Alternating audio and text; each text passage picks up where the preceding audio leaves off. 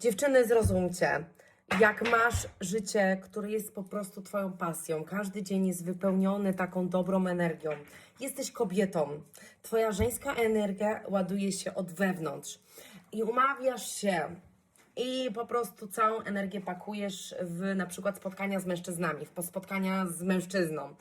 I to spotkanie zostało odwołane. Słuchajcie, dziewczyny, znam mnóstwo kobiet, dla których jest to dramat, bo inwestują emocje, całe dnie, przygotowania, makijaż, kosmetyczka, co tam jeszcze? Spotkanie. Inwestycja jest męską energią.